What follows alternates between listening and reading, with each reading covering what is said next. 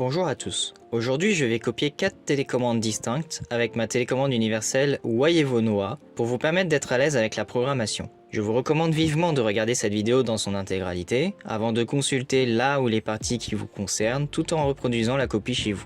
Avant toute chose, une télécommande universelle ne signifie pas une télécommande qui peut tout copier. En l'occurrence ici, la télécommande peut copier principalement des émetteurs qui sont à code fixe, à code tournant ou utilisant les fréquences 433 ou 868 MHz. Si vous êtes locataire, la duplication peut être généralement bloquée par le propriétaire pour des raisons de sécurité. Ensuite, je vous invite à scanner avec le téléphone le QR code présent sur l'emballage de la télécommande Waievo Noah. Vous accéderez à la notice qui comprend les différentes méthodes de programmation, en anglais et schématisé, ce qui vous permettra de mieux comprendre la vidéo. En deuxième page, vous trouverez la liste des marques et des télécommandes compatibles. Profitez-en pour vérifier que celles que vous possédez y figurent bien comme prévu et identifiez le petit pictogramme situé à droite. La dernière étape de la copie diffère en fonction de ce dernier. À la fin, nous verrons comment la télécommande Waievo Noah peut copier une autre Waievo. Nous allons programmer le premier bouton de la télécommande universelle à partir d'une télécommande Cardin. Première étape, je maintiens l'appui sur le bouton en haut à gauche tout en appuyant 4 fois sur le bouton en haut à droite. La LED va clignoter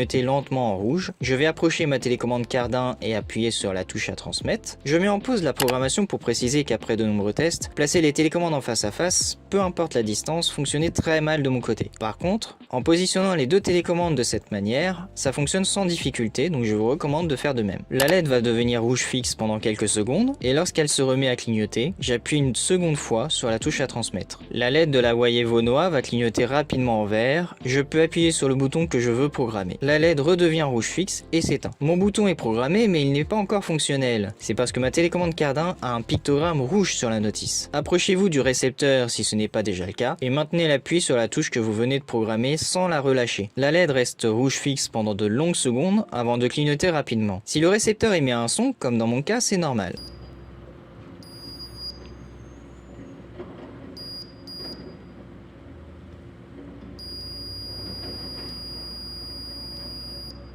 Attendez en restant à proximité que la diode cesse de clignoter. La procédure s'est déroulée avec succès. Il faut juste appuyer 2 ou 3 fois si nécessaire la première fois pour vérifier le bon fonctionnement.